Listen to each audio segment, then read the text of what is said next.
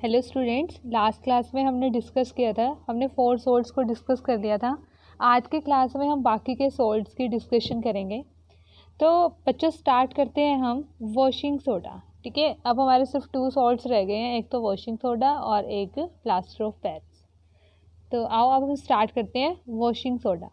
देखो बच्चों, वैसे ही केमिकल फॉर्मूला क्या होता है वॉशिंग सोडा का, Na2CO3.10H2O। ठीक है, Na2CO3.10H2O chemical formula of a washing soda. Chemical name क्या होगा बच्चों? देखो Na2CO3 क्या होता है, सोडियम कार्बोनेट। अब देखो बच्चों यहाँ पे क्या है, 10 मॉलिक्यूल्स ऑफ वाटर। ठीक है, तो 10 के लिए क्या वर्ड यूज़ करेंगे, डेका। ठीक है, सोडियम कार्बोनेट डेका हाइड्रेट।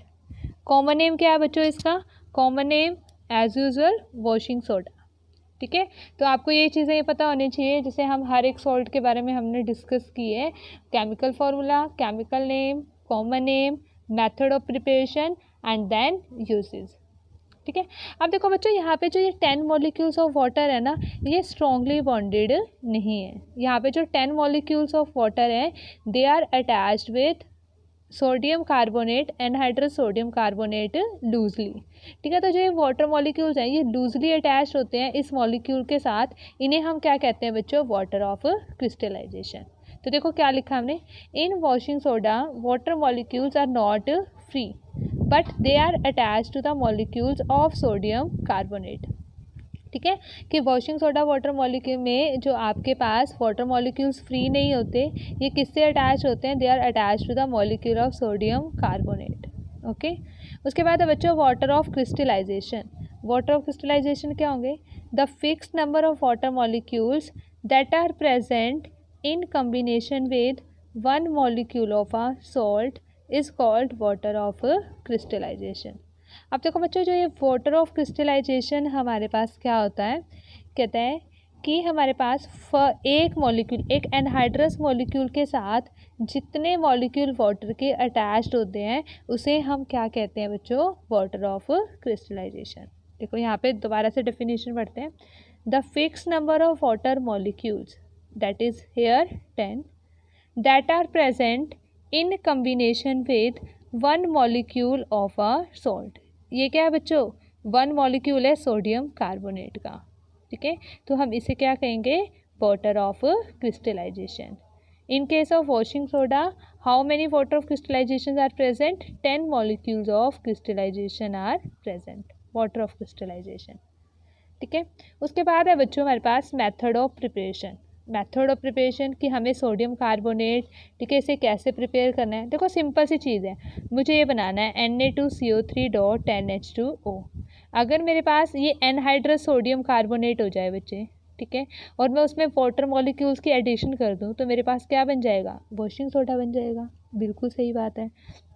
अब क्वेश्चन ये अराइज होता है Na2CO3 कैसे बनाएंगे। ठीक है, अगर आपको याद हो हमने डिस्कस किया था बेकिंग सोडा के केस में कि जब हम बेकिंग सोडा को हीट करते हैं तो हमारे पास किसकी फॉर्मेशन होती है, सोडियम कार्बोनेट की। ठीक है, तो इसके लिए बच्चों हमारे पास जो मेथड ऑफ प्रिपरेशन है वो 2 स्टेप्स में इसकी प्रिपरेशन होती है। कैसे, फर्स्ट स्टेप में हम क्या बनाएंगे बच्चों, Na2CO3 कैसे बनाएंगे, when sodium bicarbonate that is baking soda, that is baking soda. ठीक है, सोडियम बाइकार्बोनेट क्या होता है बच्चों, that is baking soda, is strongly heated then it form anhydrous sodium carbonate. तो क्या बन जाता है बच्चों हमारे पास, एनहाइड्रस सोडियम कार्बोनेट बन जाएगा। जब हम सोडियम बाइकार्बोनेट को हीट करते हैं तो हमारे पास क्या बन जाएगा, anhydrous sodium carbonate along with evolution of carbon dioxide and water. Carbon dioxide gas की इवोल्यूशन होती है और यहाँ पे क्या बन जाता है, वाटर की फॉर्मेशन होती है। अब देखो बच्चों मेरे पास क्या बन गया, एनहाइड्रस सोडियम कार्बोनेट तो बन ही गया ना। तो अब मैं क्या करूँगी, इसमें वाटर मॉलिक्यूल्स की एडिशन कर दूंगी और मेरे पास क्या बन जाएगा, वॉशिंग सोडा।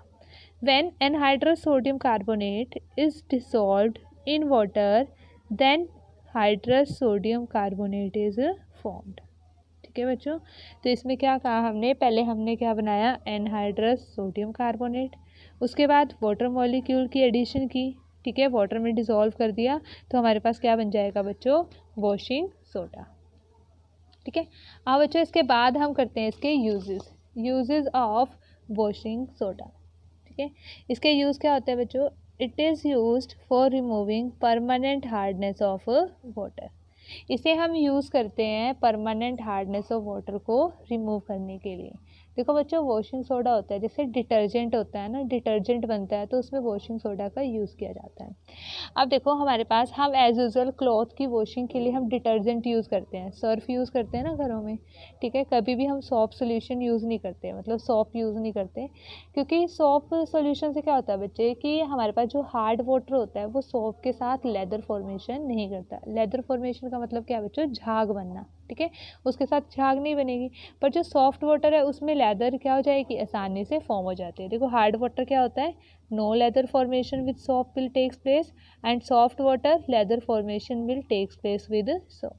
ठीक है, तो अब ये जो वाटर का नेचर होता है बच्चे, वो प्लेस टू प्लेस वेरी करता है। ठीक है, वेरी करता है वो, कि वो कहीं पे क्या होता है कि किसी प्लेस का जो वाटर होता है वो हार्ड होता है, कहीं का वाटर क्या होता है? सॉफ्ट होता है। तो ठीक है, उस एम्बिग्यूटी को रिमूव करने के लिए हम क्या करते हैं? हमेशा डिटर्जेंट यूज़ करते हैं। तो इसलिए हम क्या कहते हैं, और डिटर्जेंट क्या होते हैं? They form lather with hard water as well as soft water, मतलब झाग बनाते हैं वो, हार्ड वाटर हो चाहे सॉफ्ट वाटर हो, दोनों के साथ क्या बनाएंगे? झाग बनाएंगे। देखो, it is use for removing permanent hardness of water. Second use क्या है बच्चों इसका? It is used as a cleansing agent in homes. ठीक है, इन हाउस होल्ड पर्पजेज के लिए करते हैं, हाउस होल्ड पर्पजेज के लिए। थर्ड है बच्चों, it is used in manufacture of glass and detergent. Okay, clear? तो ये था बच्चों हमारे पास fifth salt, that is washing soda. Next हम मूव करते हैं बच्चों plaster of Paris. Plaster of Paris, देखो शॉर्ट फॉर्म क्या बना दी? POP। ठीक है, अब देखो इसका केमिकल फॉर्मूला क्या होता है बच्चों? CaSO4 dot half H2O। ठीक है, हाफ मॉलिक्यूल ऑफ वाटर।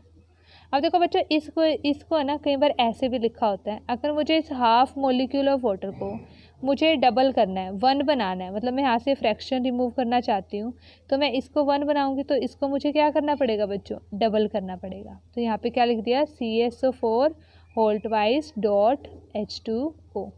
अब देखो बच्चों, यहाँ पे जो CaSO4 ट्वाइस, यहाँ पे क्यों नहीं लगाया मैंने 2? क्योंकि अगर मैं यहाँ पे 2 लगाती तो उसका मतलब क्या होता कि वाटर मॉलिक्यूल्स भी कितने हैं? 2 water molecules are present. Clear? तो फॉर्मूला क्या होता है? CaSO4 dot half H2O। Okay, then chemical name क्या होगा बच्चों? देखो, calcium sulphate, calcium SO4 sulphate, calcium sulphate hemihydrate. Half का मतलब क्या है बच्चों? हेमी, और H2O hydrate, calcium sulphate hemihydrate. Common name क्या है बच्चों इसका? Plaster of Paris, POP, plaster of Paris. ठीक है, क्योंकि ये पेरिस में फर्स्ट टाइम फाउंड आउट हुआ था, तो इसलिए हम इसका नाम क्या रख दिया था? प्लास्टर ऑफ पेरिस, और मोस्टली वहीं पे मिलता है। प्रिपरेशन, ठीक है, प्रिपरेशन कैसे करेंगे बच्चों? इसकी प्रिपरेशन करते हैं हम जिप्सम से। ठीक है, जिप्सम क्या होता है? जिसमें 2 मॉलिक्यूल्स ऑफ वाटर प्रेजेंट होते हैं इंस्टेड ऑफ हाफ मॉलिक्यूल। जैसे इसमें हाफ मॉलिक्यूल है ना, जिप्सम में क्या होता है बच्चों? 2 मॉलिक्यूल्स प्रेजेंट होते हैं। ठीक है, when gypsum is heated at 100 degrees Celsius, or we can say that at 373 Kelvin, then it loses some water of crystallization and POP will formed।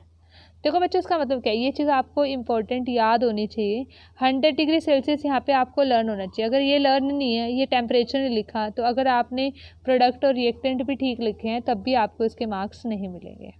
ठीक है, तो हम क्या करेंगे बच्चों? जिप्सम को जब हम 100 डिग्री सेल्सियस पे हीट करते हैं तो हमारे पास ये क्या करता है? Some water of crystallisation lose कर देता है, मतलब पूरे कम्प्लीटली लूज़ नहीं करता। कितने लूज़ करेगा? 1.5 वाटर मॉलिक्यूल्स लूज़ करेगा, तो हाफ बच जाएंगे ना यहाँ पे, तो आपके पास क्या हो जाएगा? POP will be formed. ठीक है, जब हम जिप्सम को हीट करते हैं 100 डिग्री सेल्सियस पे, तो हमारे पास क्या बनता है यहाँ पे? POP। उसके बाद है बच्चों, when gypsum is heated above 100 degree Celsius, अगर हम जिप्सम को 100 डिग्री सेल्सियस से अबव हीट करें तो उस टाइम पे क्या करेगा बच्चों? ये कम्प्लीटली लूज़ कर देगा वाटर मॉलिक्यूल्स को। कम्प्लीटली लूज़ कर देगा वाटर मॉलिक्यूल्स को। तो यहाँ पे क्या आ जाएगा बच्चों, CSO4 + 2H2O। देखो यहाँ पे लिखा है when gypsum is heated above 100 degree Celsius then it completely loses water of crystallisation and hence anhydrous calcium sulphate will be formed. Anhydrous calcium sulphate will be formed. और एनहाइड्रस कैल्शियम सल्फेट को हम क्या बोलते हैं बच्चों, dead burnt plaster. Dead burnt plaster is formed. तो हमारे पास gypsum था, मैंने इसे हीट किया अबव 100 डिग्री सेल्सियस से, ठीक है। तो यहाँ पे क्या बनेगा बच्चों, dead burnt plaster, that is anhydrous calcium sulphate. और दो आपके पास 2 मॉलिक्यूल्स ऑफ वाटर हैं, वो सारे के सारे क्या हो जाएंगे यहाँ पे, ठीक है, यहाँ पे रिमूव हो जाएंगे। तो इसे हम क्या बोलते हैं बच्चों, तो ये क्या है हमारे पास वाटर ऑफ क्रिस्टलाइजेशन लूज हो जाएगा और हमारे पास क्या बन जाएगा, डेड बर्न्ट प्लास्टर की फॉर्मेशन हो जाएगी। तो ये किसके बारे में बच्चों, प्लास्टर ऑफ पेरिस। इंपॉर्टेंट है, एग्जाम में बहुत बार यहाँ पे क्वेश्चन पूछा जाता है। ये दोनों रिएक्शंस बड़ी ज़्यादा इंपॉर्टेंट है, ठीक है। उसके बाद है बच्चों हमारे पास यूजेस, ठीक है। पीओपी के तो बहुत सारे यूजेस होते हैं, हम अपने डेली लाइफ में देखते हैं। देखो यूजेस क्या है बच्चों इसके, when POP is mixed with water then it sets into a hard mass which is useful for keeping fractured bones in right position। देखो इसका मतलब क्या है बच्चों, कि जब हम पीओपी को वाटर के साथ मिक्स करते हैं ना, अगर आपने कभी देखा हो, ठीक है, जो प्लास्टर लगता है ना, ठीक है, बोन फ्रैक्चर होता है, प्लास्टर लगता है, तो क्या होता है बच्चों हमारे पास उसको डॉक्टर क्या करते हैं, जो पाउडर होता है उसके ऊपर क्या करते हैं, उसको वाटर में डिज़ोल्व कर देते हैं, वाटर अप्लाई कर देते हैं और वो मास क्या हो जाता है, हार्ड मास हो जाता है, ठीक है। वो किसके लिए यूज़फुल होता है, वो यूज़फुल होता है फ्रैक्चर्ड बोन को राइट पोजिशन में रखने के लिए, ठीक है। उसके बाद है बच्चों, it is use for making toys and for decorative purpose, ठीक है। डेकोरेशन में सीलिंग ऑफ वॉल वगैरह करते हैं तो डेकोरेशन पर्पज़ के लिए ही हम यूज़ करते हैं, ठीक है। तो सेकंड यूज़ इसका ये हो जाएगा। Third, it is use for making fire proof materials. And next and last is it is use for panelling of roofs in houses, वो भी पीओपी से की जाती है। तो देखो जो पीओपी है वो हमारी डेली लाइफ में डिफरेंट यूज़ में, ठीक है, यूज़ किया जाता है, डिफरेंट पर्पज़ के लिए यूज़ किया जाता है, ठीक है। उसके बाद बच्चों एक क्वेश्चन मैं आपको बता रही हूँ, एज यूजुअल एग्जाम में पूछ लिया जाता है, कहता है hydrated copper sulphate is blue in colour, however anhydrous copper sulphate is white in colour, explain why. इसका मतलब क्या है बच्चों, हाइड्रेटेड कॉपर सल्फेट में क्या है, molecules of water are present, ठीक है। पर जब हम इसे हीट कर देते हैं तो ये क्या करते हैं, क्या करता है ये salt, it loses all water of crystallization and that's why it is white in color। पहले क्या होता है, ब्लू होता है कलर में, फिर क्या बन जाता है बच्चों, white, because it loses all of its water of crystallisation, ठीक है। तो वाटर ऑफ क्रिस्टलाइजेशन के मॉलिक्यूल्स जितने भी प्रेजेंट होंगे वो सभी को लूज़ कर देगा और लूज़ करने पर बच्चों क्या बनेगा, जो ये हाइड्रेटेड कॉपर सल्फेट है वो कन्वर्ट हो जाएगा एनहाइड्रस कॉपर सल्फेट में, ओके, ठीक है। तो इसके साथ हमारा ये चैप्टर कंप्लीट हो जाता है हमारे पास, ठीक है। ये चैप्टर हमारा कंप्लीट है यहाँ पर, second acids bases and salts, okay.